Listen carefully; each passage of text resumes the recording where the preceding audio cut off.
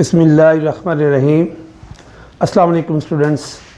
Sweet ways public school अपने YouTube channel पे आपको खुशामदीद कहता है और मैं उम्मीद करता हूँ कि आप इसको सब्सक्राइब करेंगे और बेल के बटन को पुश करेंगे।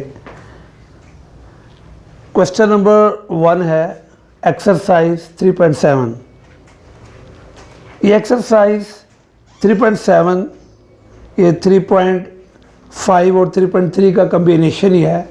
इसमें दोनों वेरिएशन आएंगे, डायरेक्टली और inversely. The surface area A of a cube, यानी एक बॉडी है वो क्यूब शेप की है, उसका एरिया ए है, वो varies directly as the square of the length L, यानी उसकी जो लेंथ है उसके स्क्वायर के डायरेक्टली प्रोपोर्शनल है। A area of a cube is directly proportional to, यानी varies directly square of the L। ये स्टेटमेंट दी हुई है। रिलेशन जो दो वैल्यू हैं उनके दरमियान दिया हुआ है क्वेश्चन नंबर 1 में।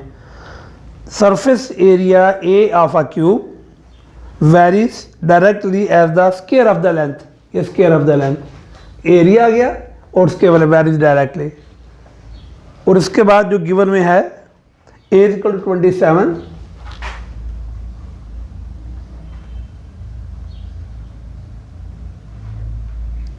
और l is equal to 3, l is equal to 3 units.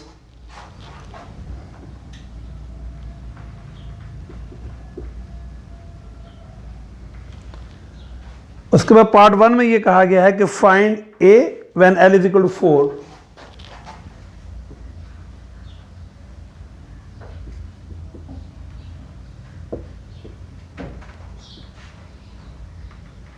L is equal to 4 unit.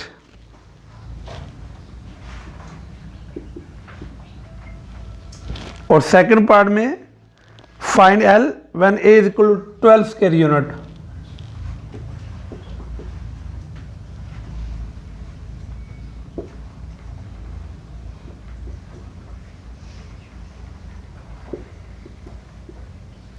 ये है उसका गिवन क्वेश्चन नंबर 1 का।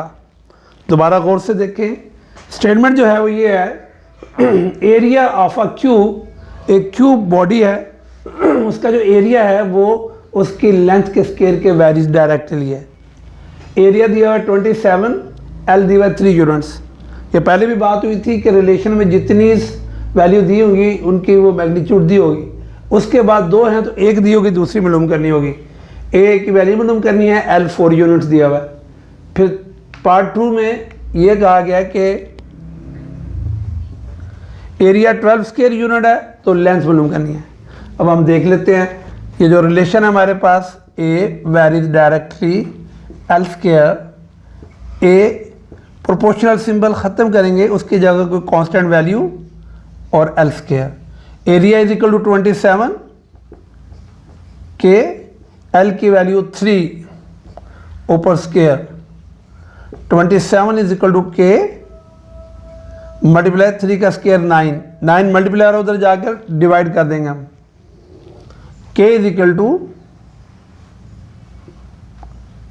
27 divided by 9, k is equal to 9 3 द 27, k की वैल्यू 3 आ गई। ये हमारे पास मेन रिलेशन है।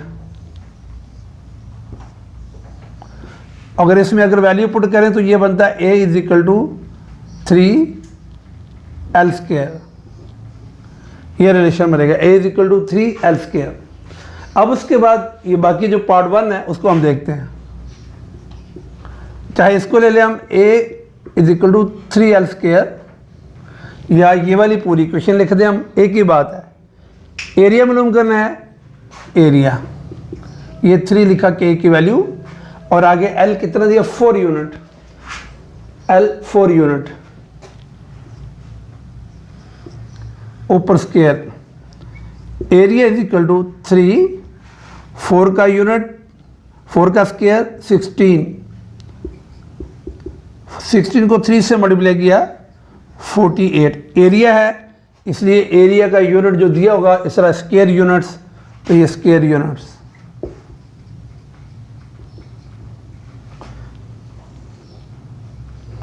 ये पार्ट 1 हमने कर लिया। उसके बाद पार्ट 2 में एरिया 12 स्क्वायर यूनिट है, लेंथ मालूम करनी है। हम इस इक्वेशन को या इसको जिसको मर्जी यूज कर लेते हैं। दोबारा area is equal to 3L square, area 12 दिया 3 और L स्क्वायर वैसे लिखा। पार्ट 2 में एरिया इज इक्वल टू 12 है, लेंथ मालूम करनी है हमने।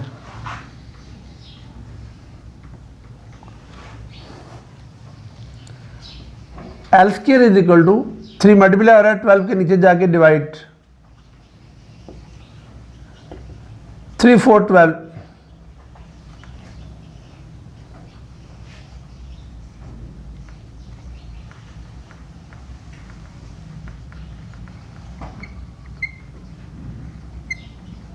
बाय टेकिंग स्क्वायर रूट हमने L की वैल्यू निकाली, ऊपर स्क्वायर है।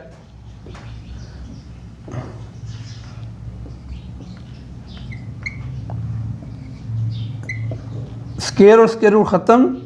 जब हम स्क्वायर रूट ओपन करते हैं हम तो उसके साथ वैल्यू हम +-2, और जो चीज़ माइनस में नहीं होती हम उसको इग्नोर कर देते हैं। जैसे ज़ाहिर है लेंथ मालूम करनी है तो लेंथ माइनस में नहीं होती, या हाइट मालूम करनी हो, लेंथ मालूम करनी हो और टाइम मालूम करना, तो फिर उसके साथ माइनस की वैल्यू नहीं लगती, तो हम यहाँ पे खाली 2 ले लेंगे।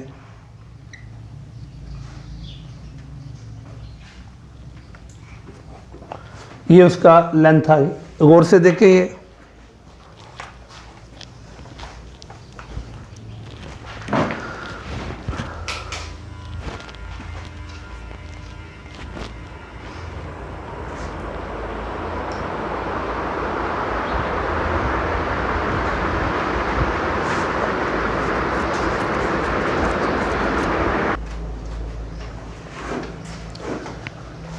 Question number 5।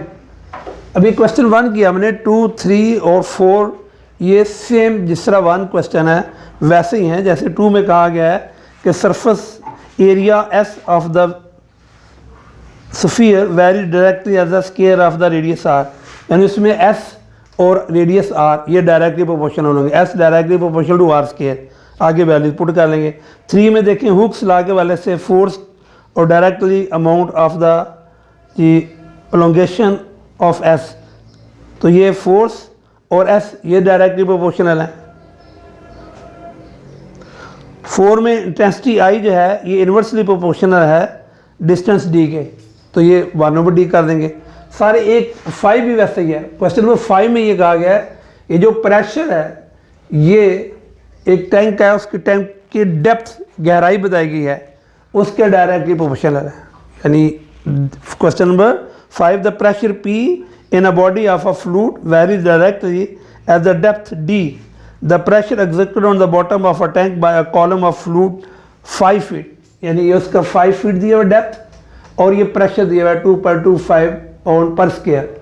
इस तरह प्रेशर दिया हुआ है और ये जो हमने उसके डेप्थ वो हमने टैंक की मालूम करनी है।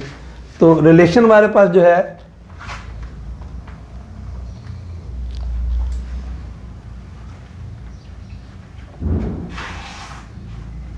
रिलेशन है प्रोपोर्शनल सिंबल ख़त्म करके K और D, प्रेशर 2.25 और K, D की वैल्यू 5। K की वैल्यू निकालते हैं हम,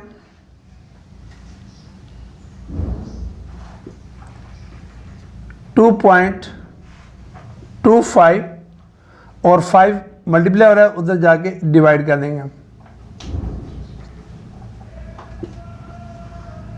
K इज इक्वल टू 2.25 को 5 पे डिवाइड किया,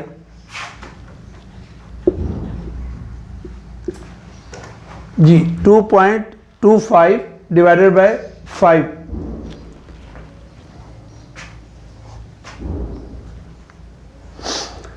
पे डिवाइड किया 0.45 आ गया। K की वैल्यू हमारे पास आ गई।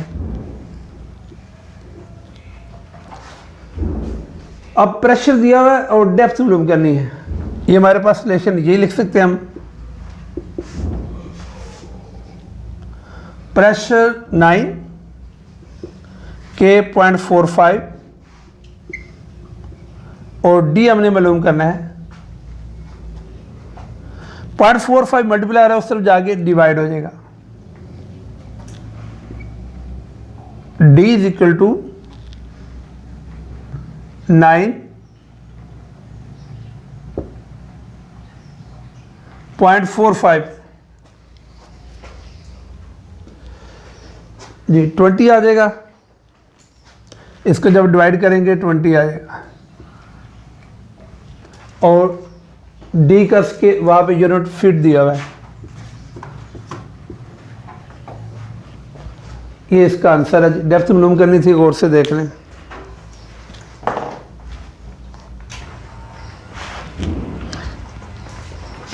का छोटा ही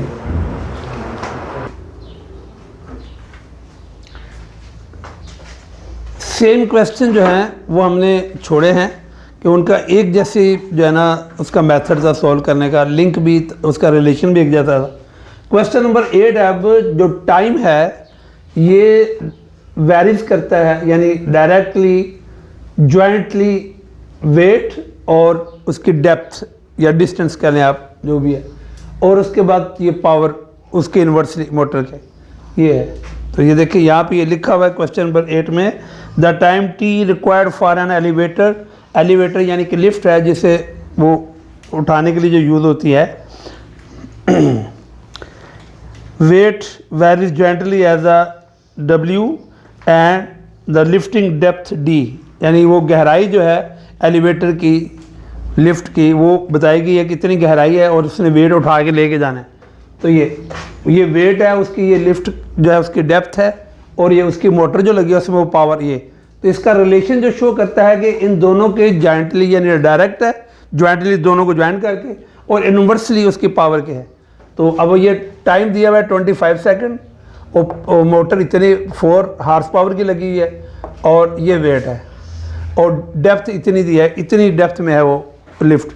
उसके बाद ये कहा गया कि अगर वेट को हम 800 जो है ना वो कर दिया जाए और डेप्थ वो बताई गई है अगर उससे पहले से देखे ज़्यादा कर दी गई है, तो फिर उसके बाद जो है ना वो टाइम 40 सेकंड में इसको लेके जाना है, टाइम भी बता रही है, तो कितनी पावर की मोटर लगेगी जो ये सारा काम कर।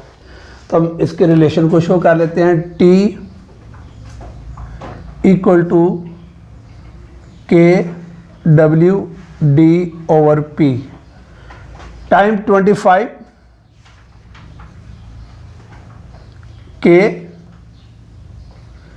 W500 और D40 और पावर 4। सबसे पहले K की वैल्यू निकालते हैं हम, 25 जो डिवाइड होता है वो उधर मल्टीप्लाई, और जो मल्टीप्लाई होती हैं वैल्यूज़ वो डिवाइड हो जाती हैं।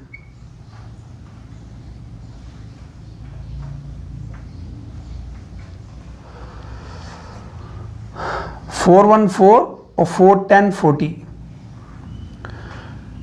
5 के टेबल में भी कर सकते हैं, 25 1 द 25, 25 2 द 50 और G ये आ गया, ऊपर 1 और नीचे 200 मल्टीप्लाई किया 200,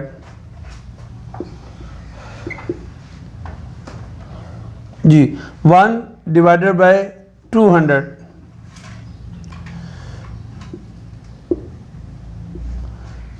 जी 1 डिवाइडेड बाय 200,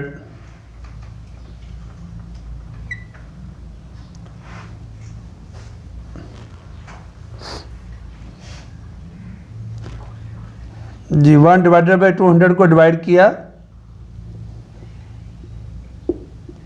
0.005 के की वैल्यू आ गई हमारे पास। अब दोबारा ये रिलेशन लिखते हैं हम,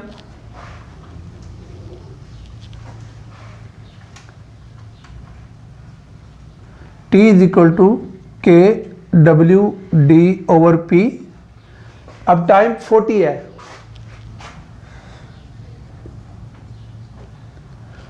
हम इसे ऐसे भी रहने, अगर दे 1/200 तो वो भी हम वैल्यू पुट कर सकते हैं। k की वैल्यू 1 और 200 और w 8 और d 120 और p हमने मालूम करना है, जिसके लिए जो क्वेश्चन है 1 क्रॉस मल्टीप्लिकेशन, इन दोनों को 40 मल्टीप्लाई 200 और p इज इक्वल टू, इनको जब मल्टीप्लाई करेंगे 1 तो लिखने की ज़रूरत नहीं है, और 120 p मालूम करना है हमने, ये रकमें मल्टीप्लाई आ रही हैं उधर जाकर,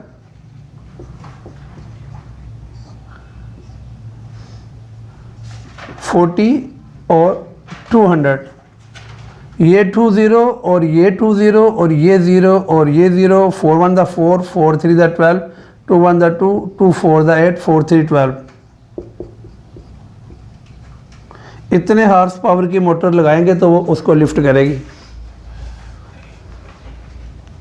देखें गौर से, हम ये भी आंसर लिख सकते हैं, ये भी लिख सकते हैं।